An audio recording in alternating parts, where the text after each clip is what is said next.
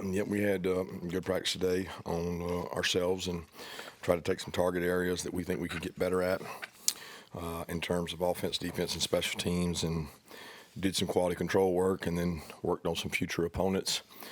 And then we'll take a day tomorrow and do a lot of the same, ramp it up a little bit tomorrow, and then get to work on Florida on Thursday.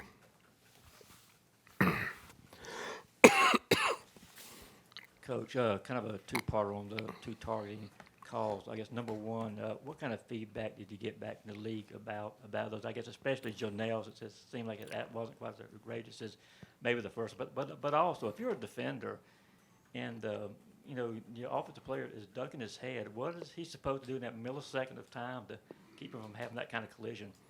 Yeah, not duck his head. I mean, that's what the defender's supposed to do. If that's my son out there and he's got the ball and he's running the ball, I don't want him ducking his head with the ball like their offensive player did. And I certainly don't want our defensive players ducking their head or the crown of their helmet being used. It's very dangerous.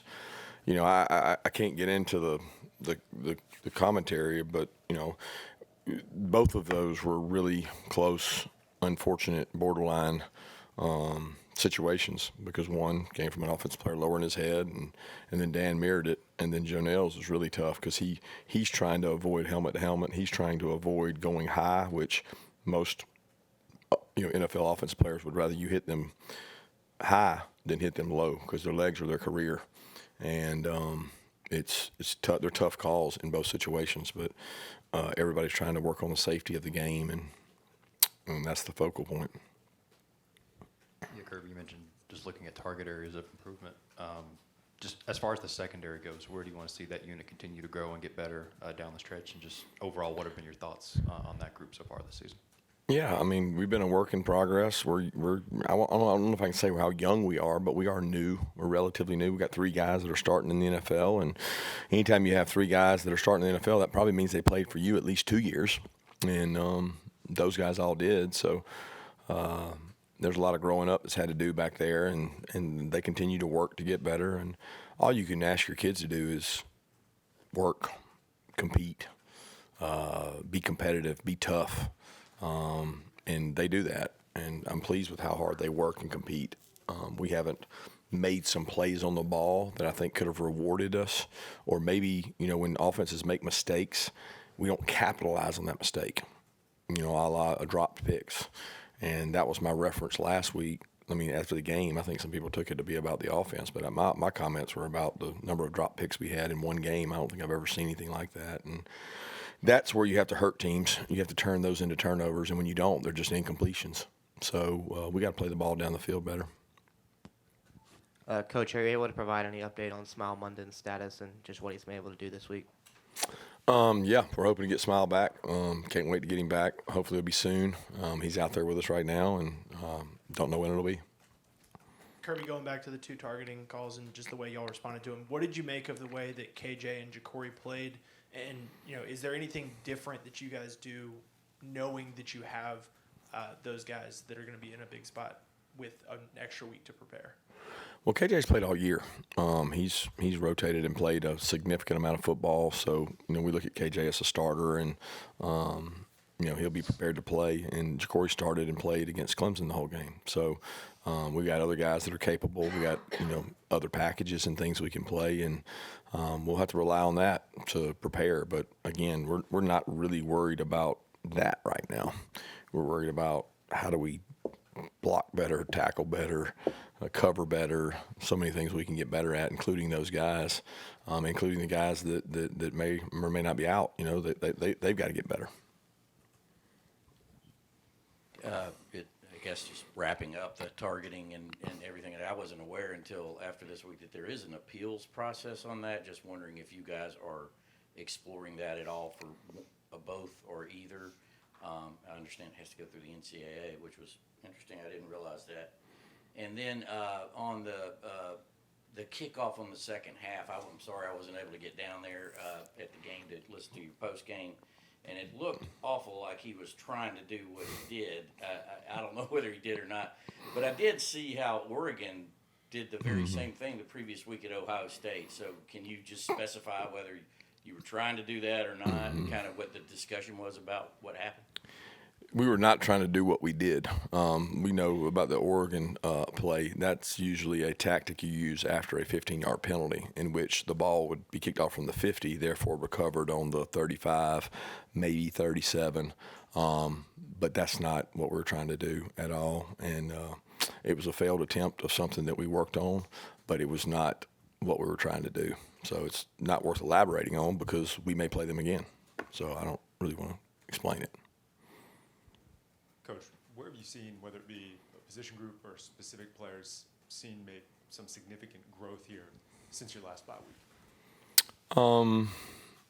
I think everyone's grown. I mean, the experiences we've had since the last bye week have been on the road at Alabama, home games against two tough SEC opponents, on the road at Texas. I mean, it's been a journey. And the next journey, I think, is 5-game stretch, if I'm not mistaken, and it'll be a hell of a journey too, because every week is a season right now, and I'm proud of the guys working. I can't single anybody out. I think, a lot of guys have shown improvement. Our outside linebacker group, we've gotten production out of Damon, Gabe, and Jalen when he plays that spot. Chaz had some big plays in the game. I thought those guys have really stuck out, but it's hard to single out one group. Coach, I'm guessing drives and plays, whatever, all run together as long as you've been around the game. But that drive against Texas after they had, cut the lead to 7 points, just number one, how impressive that was, and just what it really took for those guys to focus and get that done like they did. Yeah, that was special. I told them after the game, the one thing that this offense has shown, in outside of at times being inconsistent, it's shown unbelievable resilience. And you think about the games we've been in that we had to respond to a score. It seems like every time in the second half somebody scores, they respond. I feel like that happened in Auburn. I feel like that happened in Mississippi State. I know it happened in Alabama because it was the entire second half. So they show great resilience. And that is a quality, although there are higher-ranking qualities possibly. That is a very high-ranking quality that not all teams have. And I don't like the back against the wall mentality that you come out fighting, because I don't like to play with my back against the wall. I want to start aggressively and attack. But there's times where you lose momentum and you have to respond to that, and they have been very good at that. Just some clarity on the targeting appeals process, which I'm not familiar with. Do you guys know if those guys are available for Florida, or does that still remain to be seen? I'll be honest with you, I'd rather not talk about it. So, I mean, it's just one of those things that I don't really know the process, to be honest with you. So, we'll see how it goes. Yeah, Glenn Schumann and his wife had a baby last Wednesday, and just wondering, as a coach, what's it like trying to balance the life and football aspects of it, and how would you assess how Glenn did in terms of inputting on the game plan and executing the defensive game plan last week? Yeah, he did a tremendous job. I think, first thing as a coach, you don't plan to have a baby in season. So that's the first mistake he made was that. You got to get your priorities in order when you do that. But it's also his third. So Lauren's incredible, coach's wife. She does a tremendous job supporting him and his players, and she's a wonderful mother and a great wife. She was at Alabama with Glenn and I and worked there in the football office, and she does wonderful things for the players and does so much, and she's done a great job with her kids. And we knew it was around that time. He said he was going to have a plan for it, and he executed the plan to a T. So he didn't miss a beat. He got things set up where everything could go down Wednesday after practice, which we go home then, and he was back in work Thursday morning at 7 o'clock with a smile on his face and a baby born, and he did everything he needed to do to not really miss a beat. I mean, we have guys miss all the time. Our special teams coordinator, Kirk Benedict, just had a baby as well right after the Texas victory. So he planned his a little better for the bye week. Chris Cole played on a lot of third downs Lawrence on Saturday night. How have you seen him progress throughout the season and being able to rely on him in those big situations? First off, if you want to say the player has made one of the biggest jumps, going back to your question, Chris Cole has made from the time he arrived to now, he has improved immensely. He and Justin Williams are so high character and toughness and intangibles, they almost compete against each other and drive each other like off the scales in terms of competitiveness and doing things right no matter who's watching. And I think that's a really good trait for a young player, is to be like, it really doesn't matter who's watching. I'm going to always do it right. That's Chris Cole and Justin Williams. But Chris has put himself in a position because he has really elite speed and flexibility to be able to cover, and he's got great length. And I think Schumann did a great job identifying those two guys as high character, high intangible players, and Chris has helped us. He's gotten smarter and smarter, and the Smile situation has afforded him that opportunity. He and Jakeri have played in that role some in third down.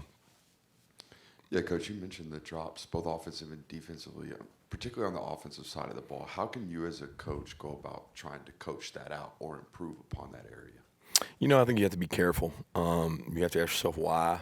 You go through them, watch them, you try to analyze it, and you want to create confidence. You want to create an environment of learning and teaching. And, I thought Coley did a good job talking to him and explaining to him that I think we're second in the SEC in passes per game. So we must have hellified confidence in them if we're second in passing attempts per game in the league. So we do have tremendous confidence in them, the backs, and the tight ends, and we're going to continue to do that. I don't think you can be a good football team if you can't throw and catch the ball. And we have a guy that's a weapon. There's a lot of teams out there in the country that wish they had a quarterback that could put them in the right play and has the ability to fix the protection and has the ability to get the ball to the right guy efficiently. So I know a lot of receivers want to play with a guy like that.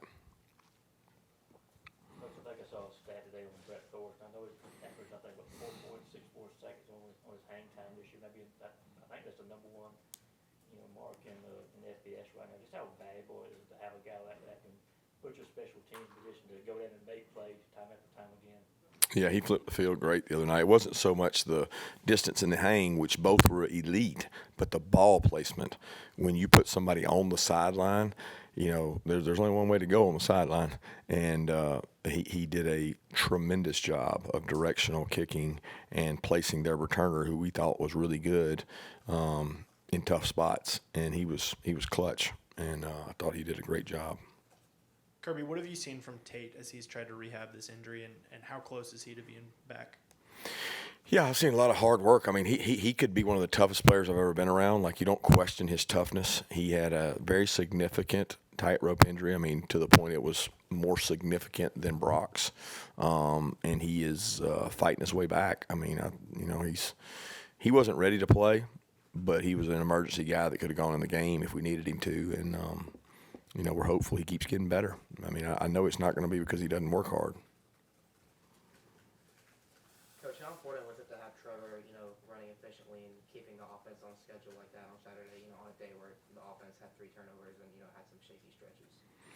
Well, Trevor didn't do that by himself. There would be a lot of people that would admit that no running back runs on the number 1 defense in the country by himself. Somebody's up there blocking, somebody's cracking people, somebody's taking on hits. So he had tremendous help, but he did a great job. He has been a bright spot, especially like off the field, like energy, enthusiasm, leadership. He cares about those O-linemen. He does things for them that are just, we haven't had guys around here do that. And he was big that night for us. He made some really big cuts and runs and exploded through the line, and it gave us a weapon that we needed. Got time for one more question. Oscar had the big catch in that game on Saturday. Just what have you made of what he's done this season, his role in this offense? Yeah, Oscar's one of the best blocking tight ends in the country. He works really hard. He's a tremendous kid. I think he would tell you he's left some plays on the field that he wish he could have back, but he made the most of those. And that's what you're judged on, is your competitive character for the next play. And he made that play and continued to do it, and hopefully get a bigger role in the passing game as we keep going down the road.